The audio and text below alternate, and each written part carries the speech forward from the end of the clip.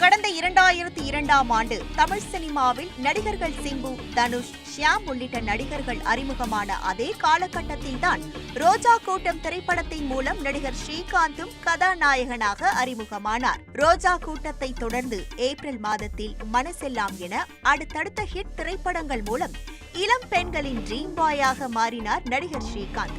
Hat trick வெற்றியோடு கேரியரை தொடங்கிய ஸ்ரீகாந்தை வைத்து கரு பழனியப்பன் இயக்கிய பார்த்திபன் கனவு திரைப்படம் அவரை ஃபேமிலி ஆடியன்ஸிடமும் கொண்டு சேர்த்தது. கோலிவுட்டின் நம்பிக்கை நட்சத்திரமாக வருவார் என எதிர்பார்க்கப்பட்ட நிலையில் அவர் தொடர் தோல்வி படங்களை கொடுத்ததால் ரசிகர்கள் ஏமாற்றம் அடைந்தனர். ஸ்ரீகாந்த் வருடத்திற்கு 2-3 திரைப்படங்களில் தொடர்ந்து நடித்தாலும் பூ, நண்பன் போன்ற ஒரு சில திரைப்படங்கள் மட்டுமே கவனத்தை ஈர்த்தது. கடைசியாக நடிகர் ஸ்ரீகாந்த் நடிப்பில் சென்ற பிப்ரவரி மாதம் கூட தினசரி என்கிற திரைப்படம் வந்திருப்பது தற்போது அவர் போதைப் பொருள் வழக்கில் கைதான பிறகே வெகுஜன மக்களுக்கு தெரிய வந்திருக்கிறது. சென்னை நுங்கம்பாக்கத்தில் உள்ள பிரைவேட் பாரில் சென்ற மே மாதம் 22ஆம் தேதி நடந்த மோதல் வழக்கில் அதிமுக முன்னாள் நிர்வாகிகள் பிரசாத் மற்றும் அஜய் வாண்டையார் உட்பட 9 பேரை போலீசார் கைது செய்தனர். பிடிப்பட்ட பிரசாத்தின் செல்போன் தொடர்புகளை ஆய்வு செய்தபோது அவர் கொக்கைன் போதைப் பொருள் கடத்தல் நெட்வொர்க்குடன் தொடர்பில் இருப்பது தெரிய வந்திருக்கிறது.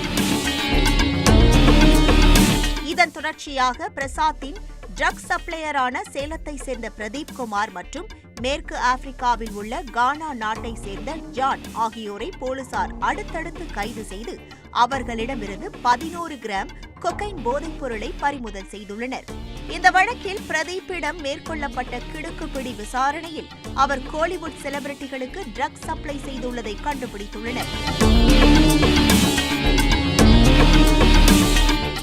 குறிப்பாக கொரோனா லாக்டவுன் காலகட்டத்தில் அதிமுக பிரமுகர் பிரசாத் மற்றும் நடிகர் ஸ்ரீகாந்த் பிரதீப்பிடமிருந்து போதைப் பொருள் வாங்கி பயன்படுத்தியுள்ளது தெரிய வந்திருக்கிறது. இதன் காரணமாக நடிகர் ஸ்ரீகாந்தின் வீட்டிலும் போதைப் பொருள் தடுப்பு பிரிவு போலீசார் சோதனை மேற்கொண்டிருக்கிறார்கள்.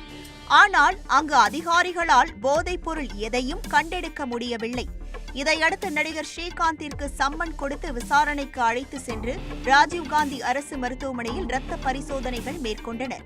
அதில் அவர் கொக்கைன் பயன்படுத்தியிருப்பது உறுதி செய்யப்பட்டிருக்கிறது. குறிப்பாக அதிமுக பிரமுகராக அறியப்பட்ட பிரசாத் நடிகர் ஸ்ரீகாந்தை வைத்து தீங்கரை என்கிற திரைப்படத்தை தயாரித்து வந்திருக்கிறார். தொழில் நிமித்தமாக பிரசாத்திடம் நெருங்கி பழகிய ஸ்ரீகாந்த் அவருடன் சேர்ந்து பார்ட்டிகளில் போதைப் பொருள் பயன்படுத்தியது தெரிய வந்திருக்கிறது. பிரசாத் கோலிவுட் பிரபலங்களுக்கு நட்சத்திர விடுதியில் பார்ட்டி நடத்தியிருக்கிறார்.